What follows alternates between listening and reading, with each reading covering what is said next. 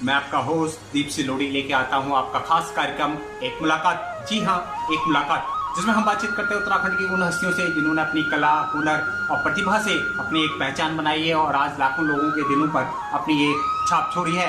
हम आपको रूबरू कराते हैं उनके जीवन के सफरनामे से, उनके जीवन के संघर्षों से और उनके जीवन के उतार चढ़ावों से अपने खास कार्यक्रम एक मुलाकात में। तो आइए देखिए हमारे साथ हमारा खास कार्यक्रम एक मुलाकात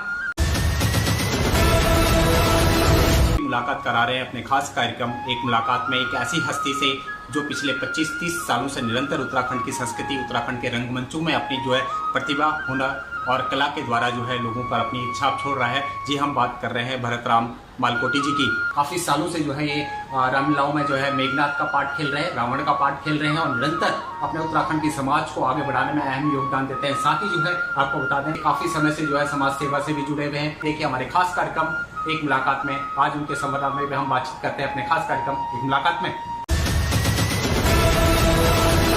मालकोटी जी, आज आपने हमें समय दिया, आपका तहे दिल से धन्यवाद।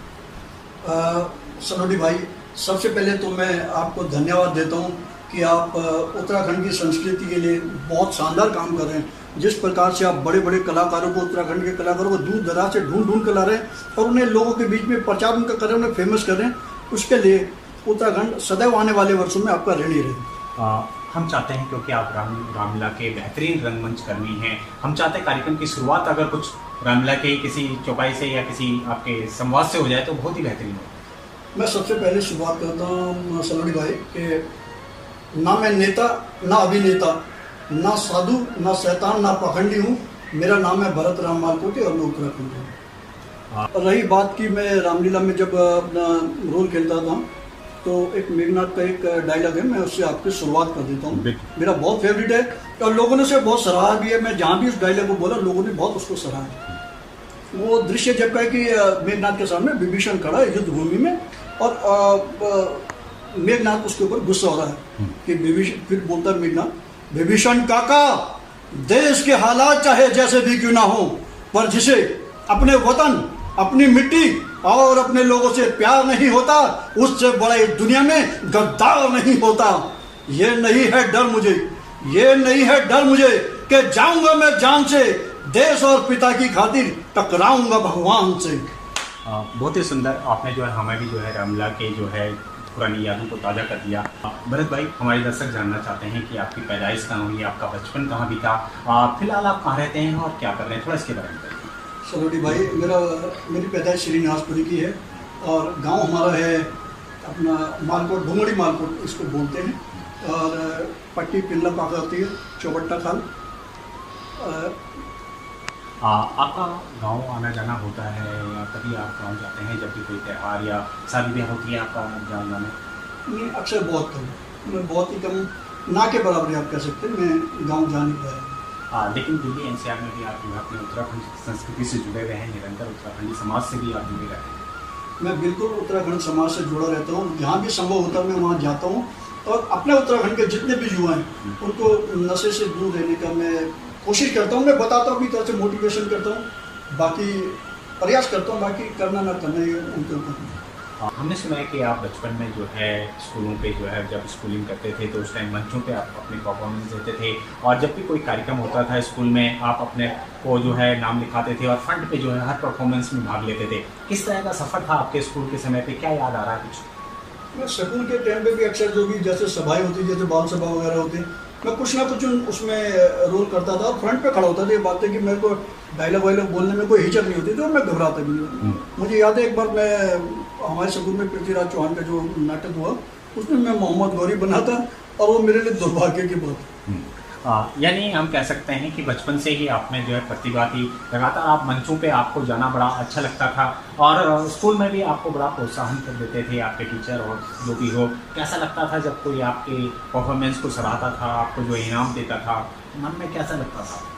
मुझे बहुत बढ़िया लगता था।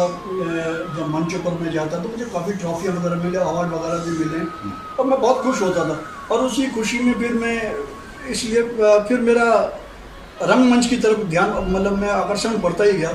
उसके बाद में फिर जगह जगह मंचों पे, साउथ दिल्ली में, जहाँ भी मुझे अवसर मिलता है या यार दोस्त कहते निमंत्रण देते मैं जाता तो मंचों में मैं काम किया फिर। हमने सुना है कि स्कूलिंग के बाद जो है आप पेंटिंग की और भी आपका जो है रुझान गया, आप जो है पेंटिंग करने बैठ गए। पेंटिंग भी बहुत अच्छी करते हैं आप, कई सारे पोस्टर्स आप बनाते थे, फिल्मों के पोस्टर बनाते थे, क्या था वो थोड़ा बताइए। हाँ, मैं पेंटिंग भी करता था और हमने बहुत समय पहले पचकिया रोड में एक अंध विद्यालय है, वहाँ पे फिल्मों के पोस्टर बनते थे। आजकल तो ये सब कंप्यूटर से बन जाते हैं, उस समय पेंटिंग होता था, बहुत बड़े बड़े पोस्टर बनते थे।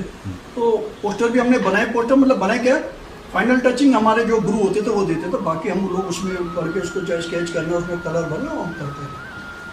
क्या याद आ रहा फिर हमारे दर्शकों को, कोई रामलीला का कोई ऐसे डायलॉग या ऐसी चौपाई क्या सुनाते? रामलीला का मैं आपको रावण तपस्या की चौपाई एक सुना देता हूँ, जो जहाँ से मेन शुरुआत है।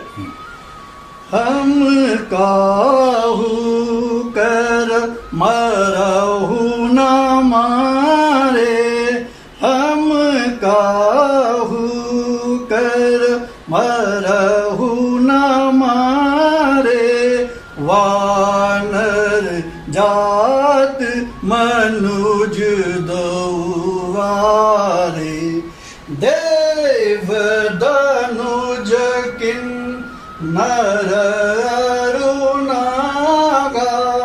देव धनुज किन नर अरुणागा, जीता हूँ सबको सकल त्यागा। बहुत ही सुंदर, क्योंकि आपकी आवाज़ में अभी भी वही गंदार आवाज़ है जो बचपन में आपकी थी, और आज भी इतने एज होने के बावजूद भी आपकी आवाज़ में वही दमदार है। उसको लगता है कि प्रभु की कृपा आप पे सदैव बनी रहे। हाँ, मैं असल में कोशिश करता हूँ, मैं जो भी रोल करूँ या जो भी करूँ उसमें बिल्कुल जूझ कर करूँ, इसमें उसमें कोई कमी नहीं रखना चाहता। इसलिए अब आप लोगों का प्यार है, भाई लोगों का प्यार है, दोस्तों का प्यार है, जो उत्साह बढ़ाते हैं और मुझे प्रेरित करते हैं ऐसा करने के लिए। और मैं आपने उत्साह की बात है तो मैं आपको एक परशुराम जी का एक डायलॉग सुना देता हूँ, जिसके लिए जिस डायलॉग के बाद सुनने के बाद जो पहले परशुराम का रोल खेलते थे उन्होंने मुझे अपना रोल छोड़ दिया था। सीन सबका जब का है जब धनुष टूटता है, परशुराम जी को कोई बता नहीं रहा, तो बोलते हैं, ऐसी ठिठाई इस कदर, अन्याय ऐसा पाप क्यों, सामने मेरे पड़ा यह खंडित शंभू चाप क्यों, सच बता दे कौन है शत्रु मेरा दरबार में, अन्यथा ये राज छोड़ू नहीं संसार में। आप जो है स्कूल में निरंतर जो है कार्यक्रमों में भाग लेते थे, लगातार परफॉर्मेंस देते थे, मंच शेयर करते थे, साथ ही जो है आप उसके बाद जो है पेंटिंग की और आपका ध्यान गया, पेंटिंग में भी आपने अपना हुनर को आजमाया। आप जो है पोस्टर बनाने बैठ गए, कई सारी पेंटिंग आपने बनाई है, बहुत अच्छी पेंटिंग आप करते थे। उसके साथ साथ आपका एक शौक और भी ज़्यादा रहा आपको क्रिकेट का। उस समय क्रिकेट का बड़ा क्रेज़ था, तो किस तरह से फिर क्रिकेट की और आपका रुझान हुआ, किस तरह से क्रिकेट लाइन में गए आप, उसके बारे में क्या? हाँ, क्रिकेट तो बिल्कुल हमारी जान थी। क्रिकेट का रुझान क्या, हमारे नष्ट में भाई होते थे लाल सिंह ठाकुर, जिनको हम लल्लू भाई बोलते हैं, बहुत फेमस थे, छक्के मारने में माहिर थे। और साथ में शर्मा भाई होते थे जो कि यूनाइटेड क्लब उस समय चलाते थे। लल्लू भाई को, अपने लाल सिंह ठाकुर भाई को देख के मैं क्रिकेट का शौक हुआ और उसकी तरफ खेलने लगे। फिर धीरे धीरे आगे बढ़े, हमने और क्लब पकड़े और थोड़ा अच्छा खेलते रहे, दर अच्छा खेलते रहे, तो फिर हमने DDSA लीग भी मैं 10 साल खेला हूँ। यानी आपने जो है दिल्ली के कई लीग मैच भी खेले, क्योंकि आप बहुत अच्छा क्रिकेट खेलते थे और बहुत ही डिमांड हुआ करती थी आपकी। आपने कई लीग मैच भी खेले, किन किन से मुलाकात हुई, क्या था थोड़ा इसके बारे में? मैं DDC लीग 10 साल खेला और अलग अलग क्लब 3-4 क्लबों से अलग से खेला हूँ।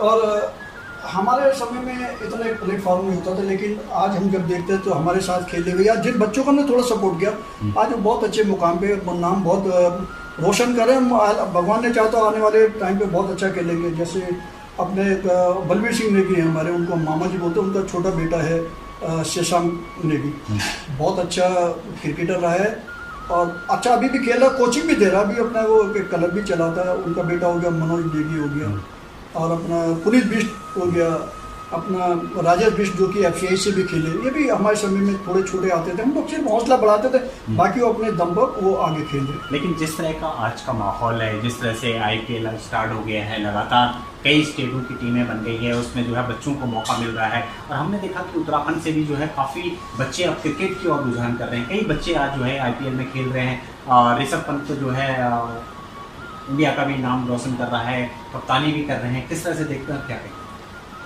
आज मैं उत्तराखंड में चाहे कलाकार हो चाहे क्रिकेटर हो, स्पोर्ट्स में किसी की कमी नहीं है। बस जरूरत है कि सरकार, उत्तराखंड सरकार अपने इन लोगों को प्रमोट करे, इनका हौसला बढ़े, इनको प्लेटफॉर्म मुहैया कराए जो कि हमारे समय पे नहीं थे। आज सरकार चाहे तो कुछ भी कर सकती है और हमारे पास उत्तराखंड में एक से एक कलाकार हैं, एक से एक क्रिकेटर हैं और सरकार को चाहिए कि इनका ध्यान रखे, इनको आगे बढ़ाए, इनका हौसला बढ़ाए। लेकिन जिस तरह से अब बच्चे आगे आ रहे हैं, कई युवा क्रिकेटर आ रहे हैं, किस तरह से देखते हैं और क्या शुभकामनाएं देंगे? मैं उनसे यही बोलना चाहूँगा, उन लोगों का भविष्य उज्जवल है। आज उनके लिए बहुत अच्छे प्लेटफॉर्म है, बस ज़रूरत है अपना मन लगा के मेहनत से खेलने, ईमानदारी से खेलने के लिए। और मैं उन्हें भविष्य के लिए शुभकामनाएं देता हूँ, वो अपने देश का, अपने कुल का, अपने माता पिता का नाम रोशन करें। आपने इतना लंबा जो है क्रिकेट खेला, काफ़ी समय तक आप क्रिकेट खेलते रहे, बहुत अच्छा आपका नाम था, आप दिल्ली में लीग मैच भी खेले, क्या रहा, क्या लगता है कि आप उस मंजिल पे नहीं पहुंच पाए जिस मंजिल पे आप चाहते थे जाना? कारण था फाइनेंस प्रॉब्लम। उस समय फाइनेंस होता नहीं था, जो कुछ करना था हमने अपने इकट्ठा करके खेलते, तो तब हमारे पे कोई ऐसा साधन नहीं था कि हम आगे बढ़ पाए, और वो हमारी मजबूरी रही और यही रहा कि हम आगे बढ़ नहीं पाए उसमें। जबकि हम खेलते बहुत अच्छा थे, अगर हमारे दौर में IPL वगैरह होता तो कम से कम हमारी टीम से 3-4 लोग तो जो ऐसे थे जरूर खेलते। लेकिन आज भी जो है आपके दिल में जो है कहीं ना कहीं क्रिकेट जिंदा है और निरंतर जो है आप बच्चों को जो है आप क्रिकेट भी सिखाते हैं और जब जब भी जरूरत पड़ती है आप क्रिकेट मैच में पहुंच जाते हैं और खासतौर से कमेंट्री आप बहुत अच्छी करते हैं। साउथ दिल्ली में हो, हमने कई मंचों पे आपको देखा कि आप कमेंट्री भी करते हैं, थोड़ा इसके बारे में। हाँ, क्रिकेट जहाँ भी होता है, क्रिकेट मेरी जान है और मैं जहाँ भी होता चले जाता हूँ, मैं बच्चों का हौसला बढ़ाता हूँ। ऐसी बात नहीं, मैं उनको सामान भी लेके देता हूँ, मैं बैट पैड गलत सब कुछ हेलमेट वगैरह मैं लेके देता हूँ। और हाँ, कमेंट्री तो मैं करता रहा। नाइट टूर्नामेंट होते थे हमारे यहाँ पर, तो उसका कमेंटेटर मैं होता था। और लोग अगर आप वहाँ जाएंगे तो आपको पता चलेगा कि लोग हमारी कमेंट्री पिकनिक के तौर पर सुनने आते थे, पूरा फैमिली की फैमिली आती थी। एक बार विराट सिनेमा में चौधरी ब्रह्म सिंह तंवर जी का जन्मदिन के उपलक्ष्य में एक मैच हुआ था, तो लोगों ने मुझे कमेंटेटर चुना था, मुझे ढूंढ के बुलाया मैं कमेंट्री करूँगा अपनी चीज़। मैंने कमेंट्री की। मेरे बगल में दूरदर्शन के जो इंडियन क्रिकेट टीम की कमेंट्री करते अजय मेहरा बैठे हुए थे और वो मेरे लिए बहुत बड़ा इनाम था। उन्होंने मुझे कहा, यार आप कमेंट्री बहुत अच्छी करते हैं, कि मेरे लिए किसी अवार्ड से कम नहीं। अब जो है अब आपका रुझान रामलीलाओं की ओर बढ़ा, क्योंकि रंगमंच तो आप शुरू से करते ही थे, लेकिन दक्षिणपुरी में जब आप रामलीला का मंचन देखते थे तो आपके भी मन में होता था कि यार मैं भी रामलीला के मंच पे जाऊं, दर्शकों के बीच में अपनी परफॉर्मेंस करूं। पहला ब्रेक आपको कहाँ पे मिला और किस तरह से मिला? दीप भाई, मैं जब छोटा था, पहला ब्रेक मुझे मिला रावण दरबार में। मदिरा की मेरे हाथ में ट्रे दे दी, मैं आगे सर्व कर रहा था, वही मेरा पहला रोल था और मैंने सब सर्व किया। और उसके बाद छोटे मोटे मैं फिर रोल करता रहा ऋषि मुनियों के। और जो मुझे बड़ा जो रोल मिला मेघनाथ का, जब हमारे डायरेक्टर वगैरह ने देखा मैं अलग से प्रयास करता रहता था, तो हमारे एक सत्यप्रकाश लाला भाई थे, वो मेघनाथ का रोल करते थे। उन्होंने कहा मेरे को ये डायलॉग बोल के सुना तो मेघनाथ का रोल अगली बार से मैं तुझे दे दूंगा। तो वो डायलॉग था, ये शूर्पणखा की नाक नहीं, ना पीछा बाली बानर का, नहीं शिकार श्रवण का, ये रक्त श्रीलंकेश्वर का, इसलिए लौट जाओ घर को, खुश है मेघनाथ छोड़ने में, अन्यथा तारिका बद वाला अभिमान चूर हो जाएगा। मैं वह सागर हूँ बड़ा अगर पल्ले काल उमड़ाएगा, वह ज्वालामुखी सैलू मैं फूटा तो जग जल जाएगा। हाँ, बहुत ही सुंदर। यानी कि हम कह सकते हैं कि आवाज़ में आपके वो दम था, वो दमदार आवाज़ आपकी थी कि मंच पे जब आप ऋषि मुनियों के रोल करते थे तो धीरे धीरे जो है आपकी आवाज़ की परफॉर्मेंस देख के हर किसी ने कहा कि भैया आप मेघनाथ के रोल के लिए फिट है, और वहाँ से आपको जो है मेघनाथ का रोल मिलना चालू। कौन सी रामलीला में आपने ये पहला रोल करा और दर्शकों को क्या रिस्पॉन्स रहा जब आप मंच पे आपने ये परफॉर्मेंस की? पहली बार राष्ट्रीय कला रामलीला मंडल में मुझे मौका मिला, तो वो सत्यप्रकाश भाई ने मेघनाथ का रोल छोड़ दिया। मैं पहली बार मंच पे गया तो उन्होंने मुझे बोला कि आप भीड़ में घबराना मत, आप फॉक्स की तरफ मत देखना, आप ऊपर देखना, जो है अपना डायलॉग बोलते रहना। और मैंने उसका वैसे ही पालन किया, मैं पब्लिक की तरफ नहीं देखा, ऊपर सामने देख के मैं अपना रोल करता रहा और मैंने किया। लोगों ने मेरा हौसला बढ़ाया, हमारे डायरेक्टर ने, हमारे साथी कलाकारों जितने सीनियर थे, सब ने मेरी हिम्मत दी। जब आप मंच पे जाते थे क्या सोच के जाते थे, किस तरह की आपकी परफॉर्मेंस रहती थी, किस तरह की तैयारियां आप करते थे, क्योंकि कलाकार हर कोई मंच पे नहीं चढ़ सकता, और जब मंच पे चढ़ जाता है तो फिर उसके अंदर पूरी कला जो है उमड़ के आती है। किस तरह से आपकी प्रैक्टिस होती थी, किस तरह का थोड़ा? दीप भाई, इसमें बहुत मेहनत लगती है, क्योंकि आपने को उसी में ढालना पड़ता है। जब मैं मंच पर जाता था तो मुझे लगता था कि मैं साक्षात मेघनाथ ही हूँ, और जब मैं एक दो डायलॉग शुरू में बोल लिया तो उसके बाद मैं खुल गया और मैं खुलकर अपने रोल करने लगा। हमने देखा कि दक्षिणपुरी में जो है आप मेघनाथ के नाम से फेमस हो गए। आपको जो है हर रामलीला में जो है मेघनाथ का रोल मिलने बैठ गया। साथ ही आप जो है पुष्प विहार में भी जब रामलीला होती थी, आप वहाँ पे भी आपने परफॉर्मेंस दी, वहाँ पे आपको जो है रावण का रोल मिला। किस तरह का था, थोड़ा बताइए। हाँ, पुष्प विहार में मुझे रावण का रोल मिला, पुष्प विहार सेक्टर 7 की रामलीला में। और वो मेरे जीवन का सबसे खतरनाक सीन था कि पहला ही सीन चल रहा था रावण तपस्या। चौपाई चल रही थी, हम काहू कर मरऊ ना मारे, वानर जात बोलने वाला चल रही थी, तो अचानक बारिश होने लगी। बारिश ऊपर से टपक रही, स्टेज पूरा लोहे का, और वो जो हमारे रोंगटे खड़े हुए थे, हम डर रहे थे कि कहीं पूरे स्टेज में करंट ना फैल जाए। लेकिन भगवान की मेहर रही, भगवान श्री राम की मेहर रही, वो बहुत अच्छे से हो गया और किसी का कोई नुकसान नहीं। रावण की कौन सी चौपाई या कौन सा संवाद आपको याद आ रहा है? रावण का डायलॉग में एक पूजते हैं हमें स्वर्ग में देव, पृथ्वी पे ब्राह्मण, और दुनिया कहती है हमें रावण।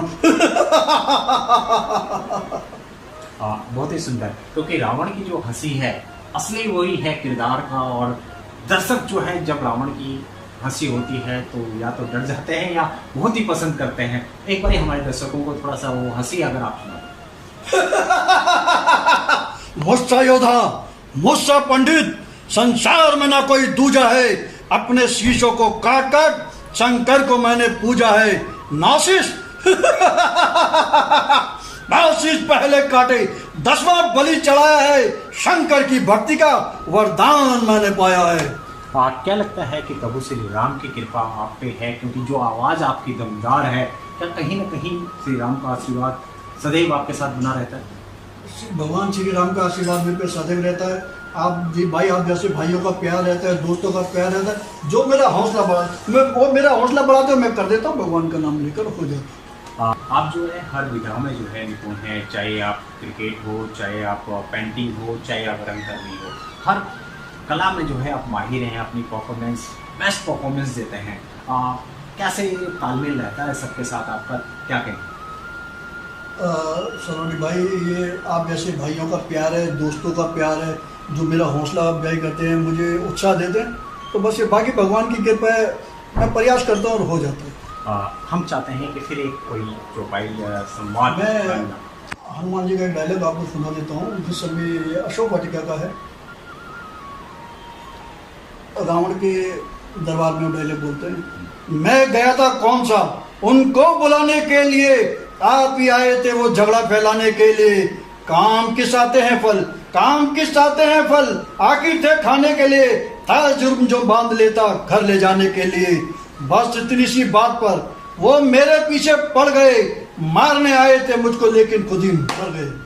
1986-87 से आप निरंतर जो है रामलीलाओं के मंचन पे जो है अपनी परफॉर्मेंस देना शुरू कर दी है, और 90 के बाद आप जो है मेघनाथ के रोल में जो है अपनी परफॉर्मेंस देते रहे। हमने देखा है कि दक्षिणपुरी में हो, चाहे पुष्प विहार में हो, कई रामलीलाओं में जो है आज भी आपकी एक पहचान है, लोग आपको मेघनाथ के रोल से जो है जानते हैं। साउथ दिल्ली में एक आपकी बहुत अच्छी बातचीत है रंगमंच में, और खासतौर से उत्तराखंडी रामलीलाओं में आज भी आपकी डिमांड है। उस सफ़र को कैसे देखते हैं, क्योंकि 1986 से आपने शुरुआत करी और 2010 तक आपका ये सिलसिला चलता रहा, किस तरह से देखते हैं उस सफ़र को, और किस किस रामलीला में आपने भाग लिया? जी भाई, वो बहुत ही सुंदर। मैं जब उस काल में चले जाता हूँ तो मुझे बहुत अच्छा लगता है। मैं ब्लॉक नंबर 4 में दक्षिण में रामलीला की, ब्लॉक नंबर 1 में की, ऊपर एक ब्लॉक नंबर 1 में पहाड़ी रामलीला है, और गढ़वाल समाज की रामलीला है। पुष्प विहार में, पुष्प विहार सेक्टर 7 में, सेक्टर 5 में मैं लगातार वहाँ पे मैं रोल करता रहा, और लोगों का प्यार मिलता रहा, और मुझे आनंद आता रहा उसके लिए। कौन सी परफॉर्मेंस आप सुनाना चाहेंगे मेघनाथ की, क्योंकि आप मेघनाथ के रोल में बिल्कुल अपने को पूरा किरदार में जो है आप भूल जाते हैं, और डिमांड भी आपकी मेघनाथ की सबसे ज़्यादा आती है, तो कौन सा एक? हाँ, मेघनाथ की मेरे में बहुत डिमांड आती है। मैं कुछ डायलॉग जो मैं अपने लिखे खुद मैं वो सुना देता हूँ। कर सकते हो घायल मुझको, ले सकते तुम प्राण नहीं, इंद्रजीत का जो सर काटे ऐसा कोई बाण नहीं। आप जो है निरंतर रामलीला से जुड़ गए हैं। रामलीला के कलाकारों के साथ आपका किस तरह का तालमेल रहता था, खासतौर से और पात्र जो होते थे उनके साथ कैसा तालमेल रहता था, किस तरह से आप लोगों की रिहर्सल होती थी और डायरेक्टर साहब का कितना अहम योगदान होता था और उस समय कितनी रियाज और प्रैक्टिस हुआ करती थी आप?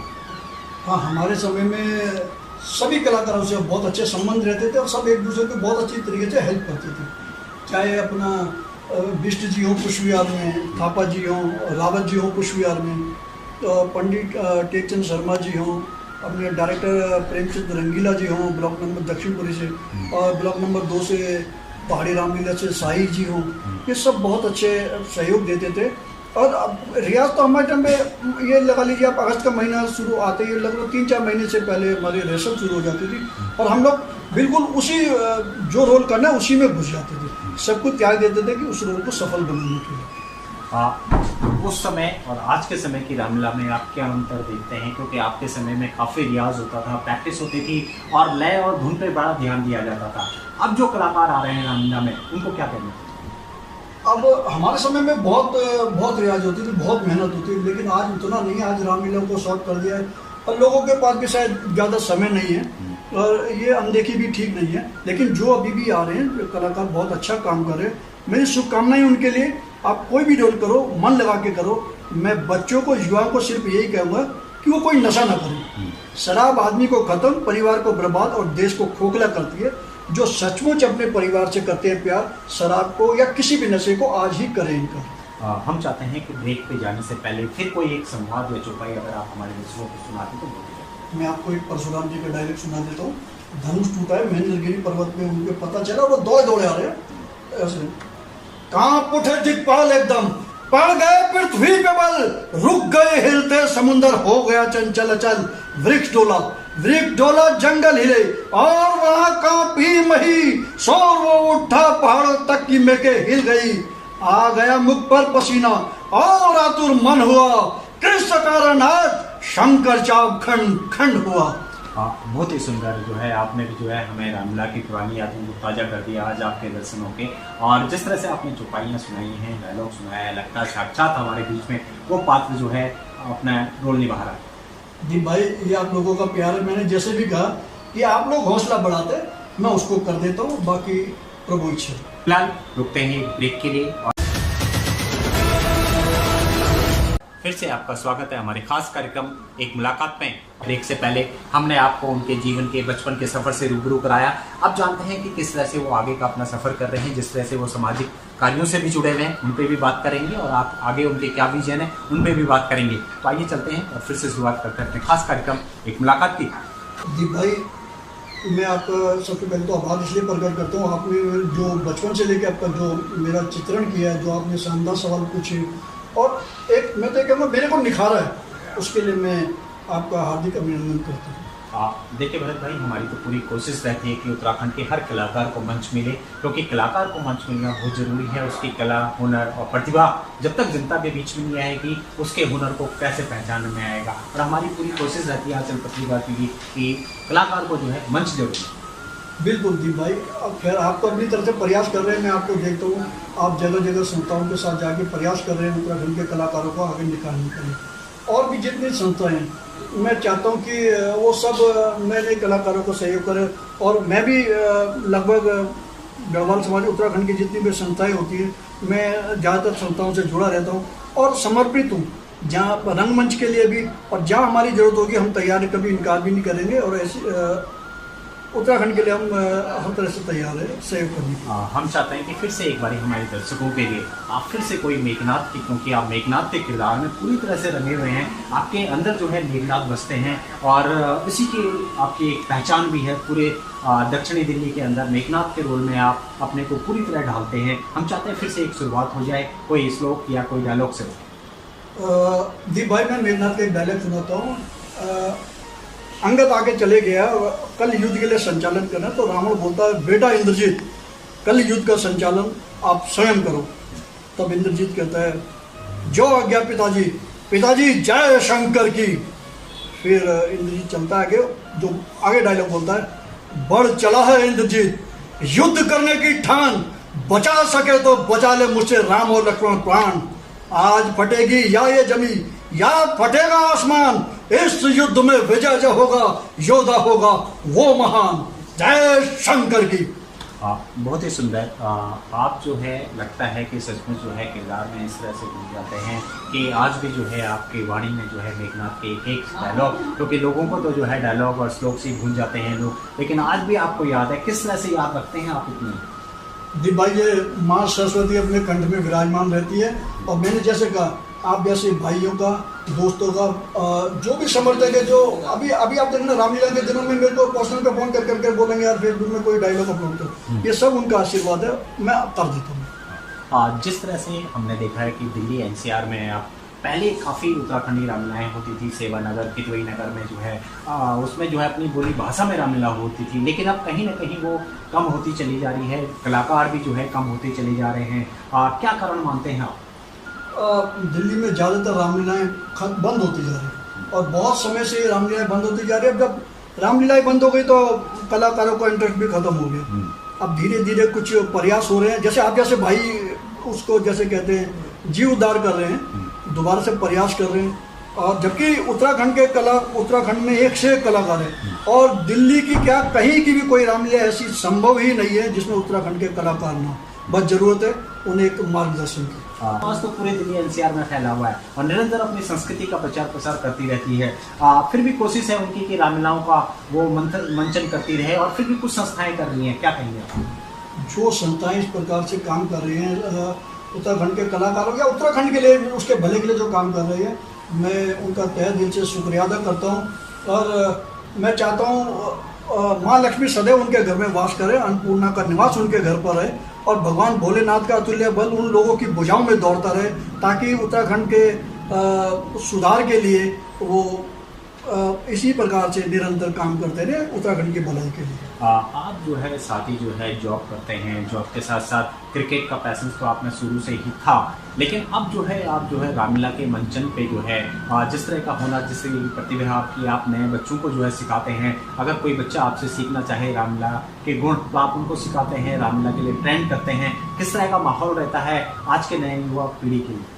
जो आज की पीढ़ी अभी आप देखो तो मुझे लगता है ज़्यादातर पीढ़ी ने तो रामलीला ही नहीं देखी है, क्योंकि पिछले कई सालों से रामलीलाएं बंद हो गई। तो उनके लिए रामलीला भी कई बार कहते हैं भैया रामलीला कैसे होती है, तो कई बार हम लोग उनको डायलॉग सुनाते हैं और समझाते हैं, बताते हैं कैसे कैसे रामलीला होती थी। और धीरे धीरे उनमें जागृत होते भी। मैं बहुत लड़के देखे जो कहते हैं भाई रामलीला करो, लेकिन अब रामलीला करना इतना आसान नहीं है, क्योंकि फाइनेंस इसमें बहुत लगता है, फाइनेंस भी ज़्यादा हो गया, फिर कलाकार भी इस समय नहीं है, इतना इंटरेस्ट नहीं लेते। ये धीरे धीरे अगर चाहें तो इसको बढ़ा सकते हैं हम लोग। लेकिन अब हमने देखा कि कोरोना काल के बाद फिर से जो है एक उम्मीद जगी है, धीरे धीरे संस्थाएं एकजुट हो रही हैं और प्रयास कर रही हैं रामलीला की। आप जो है बच्चों को आप रामलीला के हुनर सिखाते हैं, साथ ही जब कोई भी मंच होता है आप मंच पे जो है उनका हौसला बढ़ाते हैं, रामलीलाओं में जाके जो है उनका हौसला बढ़ाते हैं। किस तरह का माहौल देखते हैं अब आप?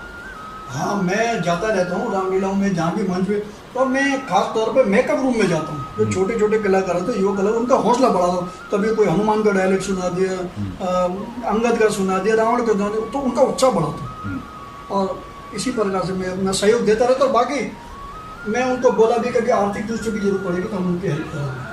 क्या याद आ रहा है फिर कोई चौपाई या कोई? हाँ, चौपाई से पहले मैं आपको एक बोलता हूँ कि एक बार मैं मंच पर था, हमारी रामलीला में एक अंगद का रोल खेल रहे थे। वो अपने बेटे को लाए, उनका बेटा करीबन 4-5 साल का था। वो आते बोला कि मेरा बेटा आपका भक्त है, इसलिए आपका डायलॉग याद है। उसने एक डायलॉग सुनाया तो मेरे लिए गर्व की बात थी। वो डायलॉग था कि ना तीर से, ना तलवार से, ना बाणों की बौछार से इंद्रजीत मर नहीं सकता आज किसी भी हथियार से। और मेरे को बड़ा गर्व हुआ, उस बच्चे ने वो डायलॉग पूरा सुना। नहीं, ये तो हमने भी देखा है कि दक्षिणपुरी में हम भी जब छोटे छोटे होते थे, कुछ बिहार में हम भी कुछ बिहार रहते थे, आप की बहुत ज़्यादा डिमांड होती थी। हर रामलीला चाहता था कि आपको जो है किरदार में लें, और आज भी आपकी फैन फॉलोइंग बहुत ज़्यादा है, चाहे वो आप रंगमंच कर्मी के द्वारा हो, चाहे समाज सेवा के द्वारा हो, लेकिन आपकी फैन फॉलोइंग धीरे धीरे बढ़ती ही जा रही है। उत्तराखंड समाज के साथ साथ और समाज के लोग भी जो है आपको जो है एक आइडल के तौर पर देखते हैं, क्या कहें? हाँ, मैं सबसे मिलजुल कर रहता हूँ और मैं हर कोई भी हो, मैं उनका सहयोग करना चाहता हूँ। जो भी अच्छा काम करेगा समाज के लिए, हम लोग उनके साथ खड़े हैं, चाहे वो किसी भी समाज को। आर्थिक रूप से भी मदद करेंगे, वहाँ पे मौजूद रह के भी मदद करेंगे, बशर्ते वो काम अच्छा हो, समाज हित में हो। भाई जिस तरह से हमने देखा है कि उत्तराखंड का कलाकार लगातार अपनी परफॉर्मेंस देता है, मंचों पर परफॉर्मेंस देता है, अपना पूरा जीवन जो है अपने उत्तराखंड की संस्कृति के लिए लगा देता है। दिल्ली एनसीआर में जो है हज़ारों की संख्या में उत्तराखंडी कलाकार हैं, आपने भी देखा होगा सांस्कृतिक कार्यक्रम में अपनी परफॉर्मेंस देते हैं। लेकिन क्या लगता है कि उनको वो मान सम्मान मिल पाया है जिसके वो हकदार थे? ये बात आपने बहुत अच्छी कही। मैंने देखा कि बहुत कलाकार है, बहुत अच्छा काम करते हैं, लेकिन उन्हें अभी तक वो मान सम्मान नहीं मिला जिसके वो हकदार है, उन्हें मिलना चाहिए। अभी मैं एक प्रोग्राम में गया था, वहाँ पे मैंने देखा कि जब मंच पर अपने उत्तराखंड के कलाकार कोई प्रदर्शन कर रहे, कोई गीत गा रहे, हमारे ही जो साथी सहयोगी उत्तराखंड के लोग बैठे हैं वो उनका समर्थन नहीं करते, तालियां नहीं बजाते, उनका उत्साह नहीं बढ़ाते। एक कलाकार का सबसे ज़्यादा उत्साह होता है तालियां। उत्साह अपने लोगों का उत्साह बढ़ाना भी जरूरी है और उन लोगों को सहयोग देना भी जरूरी है, तन मन धन से। और हमारे लायक कभी होगा हम जरूर करेंगे। और क्या लगता है क्यों कलाकार जो है इस विधा को छोड़ रहे हैं? खासतौर से हमने देखा है कि कई कलाकार जो है नौकरी करने बैठ गए हैं क्योंकि परिवार का गुजारा नहीं चल पाता है। कई रामला के आर्टिस्ट भी हमने ऐसे देखे हैं जो अब छोड़ चुके हैं इस विधा को। बड़ा मुश्किल होता है कलाकारों को एकजुट कर पाना। कहीं ना कहीं लगता है आपको कि उनको वो मेहनताना नहीं मिल पाता या वो सम्मान नहीं मिल पाता जिसके कारण लगातार कलाकार छोड़ रहे?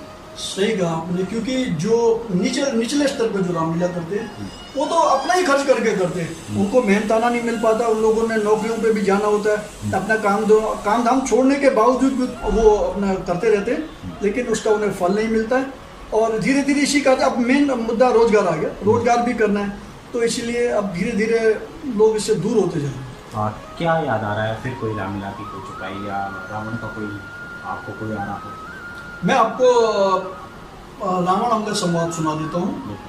चीन जब गए रावण दरबार में अंगद गया हुआ है और अंगद पहला संदेश देता है जो कि भगवान राम की तरफ से कि यदि दोनों ओर संधि होगी, सैनिक बलिदान नहीं होंगे, सब और शांति का राज रहेगा, झगड़े नुकसान नहीं होंगे। जो रणचंडी यदि चेत उठी, पृथ्वी शोणित में होगी, जय और पराजय फिर होगी, पहले महाप्रलय होगी। उसके बाद रावण कहता है संधि संधि यदि वह चाहते हैं तो है इन शर्तों पर मंजूर मुझे, ते भेजे विभीषण को पहले, सर रख के आके इन चरणों में, फिर तोड़े सेतु समुद्र का, दे नजर मेरी सलामी में, हनुमान के दोनों हाथ बांधकर भेजे मेरी गुलामी में, फिर दांतों में रखकर तिनका शरणागत हो बाणों की, राम लखन दोनों कर जोड़े भिक्षा मांगे प्राणों की। बहुत ही सुंदर जो है इस सफर में, आपके इतने लंबे सफर में किन किन को आप धन्यवाद करना चाहेंगे आपके? क्योंकि हमने सुना है कि आपके सफर में, आपके हुनर में, आपके ये जो वाणी में जो भी हुनर आ रहा है, प्रतिभा आई है, आपकी माँ का इसमें बड़ा योगदान रहा है। आपकी माँ से आपको बड़ा स्नेह था, वो आपको सिखाती रहती थी, क्या याद आ रहा था? हाँ, ये आपने बहुत अच्छी बात की। मेरी माँ जब रामलीला के दिन आते तो मेरी माँ मतलब मेरी गुरु होती थी। वो चौपाई इतनी अच्छी बोलती थी, बहुत ही मधुर और मांगल तो वो ऐसे लगाती थी। लेकिन ये हमारी बदकिस्मती रही, हम उनके वो मांगल रिकॉर्ड नहीं कर, कहीं वीडियो रिकॉर्डिंग नहीं कर पाए। मैं उत्तराखंड के जितने भी युवा हैं, उनके जिनके घर में बुजुर्ग हैं, आप उन बुजुर्गों से बहुत कुछ सीख सकते हैं। उनसे लोकगीत उनके रिकॉर्ड कीजिए, वो मांगल गाएं, बहुत अच्छे अच्छे गीत गाते हैं, उनकी लय बहुत अच्छी होती है। मैं निवेदन करता हूँ सब बच्चों से, अपने माता पिताओं के, अपने बुजुर्गों की आवाज़ जरूर रिकॉर्ड करें और इनको फैलाएं। जिस प्रकार से यूट्यूब चैनल वगैरह बिल्कुल फैलाना ही चाहिए। क्या याद आ रहा है माँ की? क्या याद आ रही है? क्या उनका कहा वचन आपको याद आ रहा है जो आज भी आप हमेशा गांठ बांध कर रखते हैं? हाँ, मेरी माँ, एक तो मेरी माँ की मैं एक बात बहुत याद रखता हूँ। मेरी माँ ने कहा कि जो तुम्हें पता ही कि काम तुमने करना है और तुम्हारा काम है, तो उस काम को हमेशा हंस के करना चाहिए। इससे आपके वह सम्मान होता है और काम भी हो जाता है। अगर आप रो के वो काम करोगे तो काम तो हो जाएगा, लेकिन आपको वो सम्मान भी नहीं मिलेगा। इसलिए हर काम अपना हंसकर और मुस्कुराते हुए करना चाहिए। कौन से डायलॉग या कौन सी चौपाई से माँ को आप याद करना चाहेंगे? कोई उनके लिए अपनी तरफ से कुछ? मेरी माँ की एक चौपाई पे मेरे से चलती थी, वो एक गाना है, वो मेरी माँ बहुत अच्छा गाती, मैं नहीं गा पाऊंगा लेकिन मैं सुना तो बहुत। वो गाना ना, मारूं भरत को के नहीं दीजो हुक्म महारा, ऐसा धर्म किस काम का प्राता, ऐसा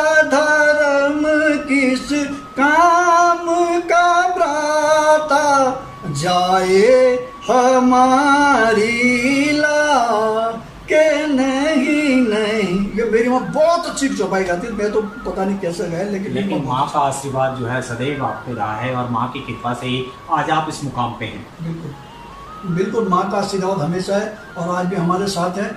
और वो मैं चाहता हूँ मेरी माँ जहाँ भी रहे, जहाँ भी हो, जिस योनि में, जिस रूप में, वो पसंद रहे। भरत भाई, आप बेहतरीन कलाकार तो हैं ही, ना मिला के मंचन आप करते रहते हैं, उत्तराखंड समाज से आप लगातार जुड़े हुए हैं, संस्थाओं से जुड़े पड़े हुए हैं, साथ ही उसके साथ साथ आपको एक और भी आपका एक हुनर है जो आप समाज सेवा के द्वारा करते हैं। आप निरंतर जो है साउथ दिल्ली में समाज सेवा के द्वारा लोगों से जुड़े रहते हैं। आपने टीम वी केयर के नाम से एक जो है संस्था के द्वारा आप जुड़े हुए हैं। वो टीम वी केयर क्या करती है काम, किस तरह से आप जनता से जुड़ते हैं, क्या है करते हैं? जी भाई, आदरणीय सांसद साउथ दिल्ली रमेश बिदुड़ी जी के मार्गदर्शन से हम लोग काम करते हैं। टीम वी केयर एक संस्था है, युवाओं की बहुत शानदार संस्था है, जो कि गरीब बच्चों को मुफ्त पढ़ाती भी है, भोजन उपलब्ध करवाती है। कोरोना काल में तो इनका काम अतुल्य था, और अस्पतालों में भी जाके कभी मरीजों की तीमारदारी में कभी चाय देना और चाय पानी भोजन तक उपलब्ध करवाती है। और कोरोना काल में इन्होंने 800 से 1200 लोगों को प्रतिदिन भोजन उपलब्ध करवाया। साथ ही आप जो है संस्कृति फाउंडेशन से भी जुड़े हुए हैं। अभी आप लोगों की एक मिल के एक पहल भी चली थी जिसमें आपने 40 दिन तक लगातार निरंतर शरबत भी बांटा था, क्या करते हैं? हाँ, वो आदरणीय रमेश बिदुड़ी जी के निर्देश अनुसार ये 40 दिन तक हम लोग यहाँ पे ठंडे पानी का शरबत बांटा। उसमें अलग भी था, आम पन्ना वगैरह इस तरह से भी था। और ये कारण था कि युवाओं को एक संस्कारी काम के लिए जोड़ना, अच्छे काम के लिए प्रेरित करना। और जो अपना संस्कृति फाउंडेशन है, ये अभी गरीब बच्चों को मतलब निःशुल्क अपना ट्यूशन उपलब्ध करवाएगी। और अभी हम इसके लिए इसको चालू कर चुके हैं और धीरे धीरे हम इसको बड़े विस्तार से बढ़ाएंगे। एक परफॉर्मेंस याद आ रही हो मंच पे, क्योंकि आप लक्ष्मण का भी बड़ा सुंदर आपको डायलॉग आता है, अगर हमारे दर्शकों को लक्ष्मण का सुना दे तो? हाँ, लक्ष्मण का मैं लक्ष्मण मेघनाथ संवाद में एक डायलॉग है, मैं आपको सुना देता हूँ। जब मेघनाथ से सामने होता है तो कहता है, हाँ हाँ प्रतिघात आज होगा इंद्रासन वाले पापों का, नर मंडल के मुनि मंडल के ग्रह मंडल के संतापों का। इसलिए समझ जा इंद्रजीत, ये इंद्रजीत ही बोल रहा, क्षत्रिय के काम धनुष पर शंकर संधु डोल रहा। वह नहीं कहीं दब सकता है जो बल रखता है मुष्टों का, रघुवंश आन का पक्का है, चून करेगा दुष्टों का। बहुत ही सुंदर, आपकी आवाज़ में ऐसा दम है कि अच्छे जो है आपकी आवाज़ को सुनकर जो है मदबूत हो जाते हैं। जो है कई मुद्दों पे भी जो है आप अपनी आवाज़ उठाते हैं, जैसे आपने भू कानून लगाया। साथ ही उत्तराखंड की बोली भाषा पे भी जो है यहाँ पे निरंतर क्लासेस चल रही है। डॉक्टर विनोद बछेली जी के नेतृत्व में लगातार जो है क्लासेस चल रही है।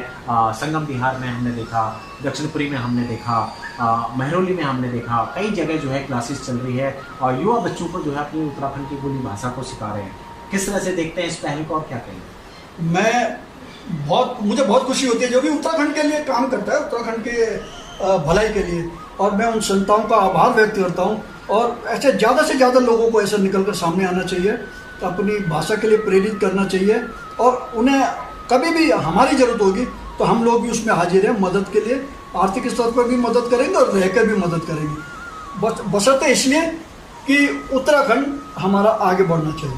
हाँ, साथ ही हमने देखा है कि उत्तराखंड की कई संस्थाएं यहाँ पे है जो अब जो है सांस्कृतिक कार्यक्रमों के साथ साथ जो है स्पोर्ट्स की ओर भी जा रही है। कई ऐसी संस्थाएं हैं जिन्होंने दिल्ली एनसीआर में उत्तराखंडी प्रवासी समाज के युवाओं की टीम बनाई और उनको प्रोत्साहित किया, उनको मंच दिया और उनके बड़े बड़े मैच भी कराए। उसको किस तरह से देखते हैं? मैं उसको उत्तराखंड के मतलब भविष्य, उत्तराखंड का भविष्य मानता हूँ। और उन लोगों का मैं बहुत शुक्रिया अदा करता हूँ कि जो प्रतिभाओं को उभार कर ला रहे हैं और उन्हें आगे एक मंच दे रहे हैं। और दीप भाई, इसमें आपका भी बहुत सहयोग है। आप भी जिस प्रकार से दूर दराज से नए नए कलाकारों को, खिलाड़ियों को ढूंढ कर लाते हैं, उनके इंटरव्यू लेते हैं और उन्हें समाज में सबके सामने लाते हैं, आप भी बहुत शानदार काम कर रहे हैं। उत्तराखंड एक समय आएगा, उत्तराखंड आपका भी ऋणी रहेगा। धन्यवाद भाई, इसके लिए जो है हमारी तो कोशिश रहती है पूरी टीम की कि लगातार जो है मंच मिलता रहेगा। भरत भाई, अब आपकी आगे की क्या योजना रहेगी? किस तरह से आप जो है आगे जो है कार्य कर रहे हैं? क्या आपका क्या मोटिव रहेगा अब आगे काम करने का? किस तरह से आप समाज की सेवा करेंगे? किस तरह से उत्तराखंड की सामाजिक संस्थाओं से आप जुड़े हुए हैं? कुछ विजन आपका अगर है तो बताइए। हाँ दीप भाई, अभी तो फिलहाल हमारे पास हमारी 2 संस्थाएं हैं, टीम वी केयर और संस्कृति फाउंडेशन। और टीम वी केयर में अपने यश अग्रवाल हैं, राहुल अग्रवाल हैं, काशिफ हैं, और सोनू जीनवाल हैं, और फिर अपना संस्कृति फाउंडेशन में विवेक कलोसिया हैं, अपने संजीव गुप्ता हैं, और फिर बहुत लोग हैं तो बहुत अच्छा काम कर रहे हैं। ये वो युवा हैं जो संसार में संस्कार जिंदा करने के लिए काम कर रहे हैं और अच्छा काम कर रहे हैं। हम इनके साथ खड़े पीछे और इनको सपोर्ट करते हैं। मेहनत तो बेचारे वही करते हैं और बहुत अच्छा काम कर रहे हैं। फिलहाल तो हम इनके साथ काम करेंगे समाज हित के। और रही बात उत्तराखंड के समाज के लिए, कभी भी कहीं भी किसी दिल्ली एनसीआर में कभी भी ऐसा लगे कि हमारी कोई जरूरत है या हम कुछ कर पाए अपने सामर्थ्य अनुसार तो जरूर करेंगे। उत्तराखंड के लिए हम कभी भी पीछे नहीं हटेंगे। भाई साथी जो है, अगर कहीं से भी आपको ऑफर आता है, दिल्ली एनसीआर में इतनी रामलाएँ होती हैं, अगर कहीं से भी आपको ऑफर आता है कि आप भरत भाई आप हमारे यहाँ आइए और अपने उत्तराखंड समाज की इस रामलीला में आप रोल कीजिए, तो आप क्या कहना चाहेंगे? अगर उन्हें लगेगा मैं इस लायक हूँ और रोल कर पाऊँ तो पीछे नहीं हटेंगे, कोई दिक्कत नहीं, करेंगे, क्या दिक्कत है। यानी अपने उत्तराखंड की संस्कृति के लिए, उत्तराखंड की संस्थाओं के लिए आप लगातार अपनी परफॉर्मेंस देते रहेंगे, चाहे कहीं से भी आपको ऑफर आए। हाँ बिल्कुल। मैं पहले बताया छमीलाल ढोंडियाल की किताब से हम लोग सीखे में और उसी से हम रामलीला करते, और जरूर करेंगे। अगर हमारे लायक होगा, उन्हें लगेगा कर सकते तो करेंगे।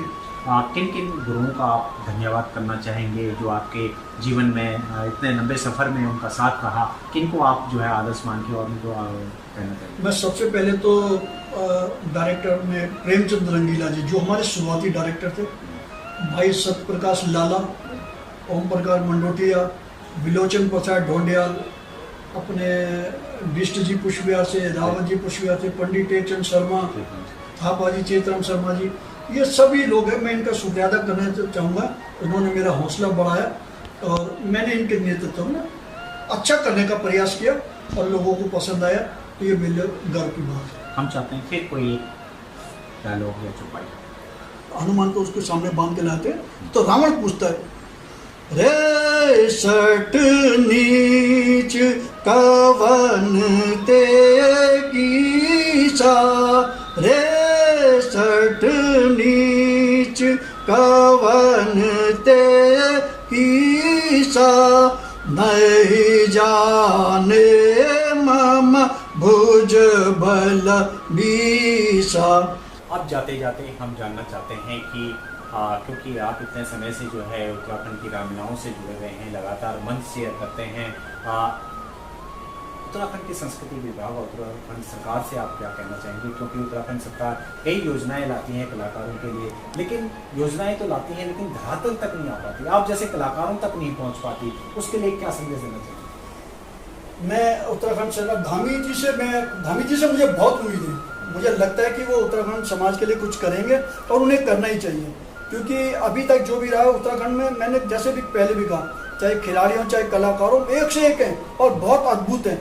जरूरत है उन्हें तराशने की और मुझे पुष्कर सिंह धामी जी से बहुत उम्मीद है और वो जरूर करेंगे और भू कानून भी जरूर बनाएंगे, ऐसा मैं मानता हूँ। और मैं चाहता हूँ कि वो उत्तराखंड के कलाकारों के लिए हर तरह की सुविधाएं उपलब्ध करें। अब जाते जाते हम चाहते हैं कि आप जो है समस्त दिल्ली एनसीआर में जो है लाखों की तादाद में जो है उत्तराखंडी समाज रहता है, कम से कम 30-35 लाख से भी ज़्यादा उत्तराखंडी समाज रहता है, आप उनको क्या संदेश देना चाहेंगे? और ख़ास तौर से संस्थाओं को, क्योंकि संस्थाएं आपको सबसे ज़्यादा मंच देती है, संस्थाएं रामलीला कराती हैं, संस्थाएं जो है सांस्कृतिक कार्यक्रम कराती है, तो संस्थाओं को क्या कहना चाहेंगे? सबसे पहले संस्थाओं को, उसके बाद समाज को कैसे? मैं उत्तराखंड के जितने भी संस्थाएं हैं उन सबसे मेरा निवेदन है, उत्तराखंड के हित के लिए जो भी संभव हो सके वो प्रयास करने चाहिए और अटूट मतलब अच्छे तरीके से प्रयास करना चाहिए, कहीं भी चूकना नहीं चाहिए, क्योंकि कहीं ना कहीं से शुरुआत होती है और वो शुरुआत आपसे ही क्यों ना हो। अपने उत्तराखंड के समाज को बहुत मजबूत बनाना और शिखर पे ले जाना है, तो उत्तराखंड की जितनी भी संस्थाएं हैं उनको मन लगाकर समाज हित में काम करना पड़ेगा उत्तराखंड के समाज के लिए। जाते जाते अब हम चाहते हैं कि हमारे दर्शकों को आप कोई ऐसी चौपाई हो, चाहे आपका कोई ऐसा संवाद मेघनाथ और रावण का, और उसके बाद हम कार्यक्रम को समाप्त करें। मैं आपको एक दीप भाई मेघनाथ का डायलॉग सुनाता हूँ, हनुमान और मेघनाथ। तो हनुमान ने बार बार कुछ ना कुछ बोलता है, तब मेघनाथ को गुस्सा आता है, तो क्या बोलते हैं गुस्से में? हनुमान, बहुत दूर की सोच रहे हो, ऊंचा ख्वाब तुम्हारा है, क्या दुनिया में सुना है किसी ने कि बंदर ने शेर को मारा है? ये मेघनाथ। और मैं आपको रावण का एक डायलॉग सुना देता हूँ कि रावण को जब पता चला कि रावण को ये भी तो साबित करना है किससे उसका युद्ध हुआ, किस शक्तिशाली, तो बोलता है ये पता चला है आज मुझे देर से कि सामना मेरा हुआ था एक बब्बर शेर से। मरने से पहले मैं ये काम करता हूँ जिस माँ ने तुझे जना है राम उसे मैं प्रणाम करता हूँ। ये नहीं है डर मुझे कि जा रहा हूँ जान से, हारा हारा भी तो किससे हारा, हारा हूँ मैं भगवान से। जय श्री राम। मुलाकात के कार्यक्रम में आज जो है हमने आपको उत्तराखंड के बेहतरीन रामलीला के रंगमंच के आर्टिस्ट भरतराम मालकोटी जी से मुलाकात कराई। हमारे बीच में उनका पूरा परिवार मौजूद है यहाँ पे, उनकी धर्मपत्नी हमारे बीच में मौजूद है, उनके बच्चे हमारे बीच में मौजूद है, साथ ही उनके साले साहब भी हमारे बीच में मौजूद है। हम जानना चाहेंगे कि जिस तरह से निरंतर ये उत्तराखंड की सेवा कर रहे हैं, उत्तराखंड संस्कृति का प्रचार प्रसार कर रहे हैं, क्योंकि परिवार का जो है सहयोग सबसे बड़ा सहयोग होता है। खुश है जिस तरह से ये परफॉर्मेंस देते हैं अपनी, और लोग जिस तरह से इनका हौसला बढ़ाते हैं, उससे जो है परिवार खुश है, क्योंकि परिवार के साथ साथ ये समाज का भी साथ देते हैं और सामाजिक कार्यों के द्वारा निरंतर अपनी सेवाएं दे रहे हैं। और सभी की शुभकामनाएं भरतराम मालकोटी जी के साथ है कि वो आगे इसी तरह जो है अपनी सेवाएं देते रहें उत्तराखंड संस्कृति के लिए, उत्तराखंड समाज के लिए, और सभी समाज के लोगों के साथ इसी तरह सेवा भाव करते रहे। अब जाते जाते जो है हम चाहते हैं कि भरतराम मालकोटी जी अपने परिवार के साथ, क्योंकि परिवार एक ऐसी कड़ी होती है जिसका सहयोग के बिना जो है आगे नहीं बढ़ सकते, हम चाहते हैं कि परिवार के बीच में अगर एक परफॉर्मेंस अगर वो अपनी दे दें तो बहुत ही बेहतर। हम चाहते हैं सर आज आपका परिवार पूरा साथ में है, यहाँ पे परिवार के आपने व्यूज सुने, कैसा महसूस हुआ? मुझे बहुत अच्छा लगा इन्होंने जो भी मेरे बारे में कहा, और मुझे एक और हौसला मिला कि मैं 2 कदम और बढ़कर अच्छा काम करूं। अब हम चाहते हैं कि जाते जाते जो आपके दिल में आपकी सबसे बेस्ट परफॉर्मेंस, जिसे कहते हैं कि आपकी भाई मंच पे जाते ही सबसे पहले जो है मैं ये परफॉर्मेंस देना चाहता हूं, हम चाहते हैं उसको देखें और कार्यक्रम का समाप्त।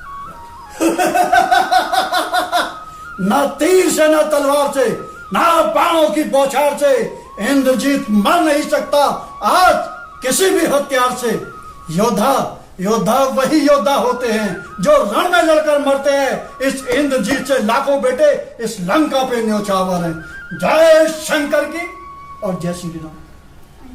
बहुत ही किसी पहचान के मोहताज नहीं है, कला उनके अंदर छुपी हुई है, और कला हुनर और प्रतिभा के मल्टी टैलेंटेड आर्टिस्ट हैं भरतराम मालकोटी जी। उम्मीद करते हैं कि आपको इनके जीवन सफर से जरूर सीखने को मिलेगा, और खासतौर से उत्तराखंड के जो युवा पीढ़ी के कलाकार आ रहे हैं, जरूर जब भी रामलीला खेलेंगे तो भरतराम मालकोटी जी के संवाद, डायलॉग, डिलीवरी को जरूर याद रखेंगे।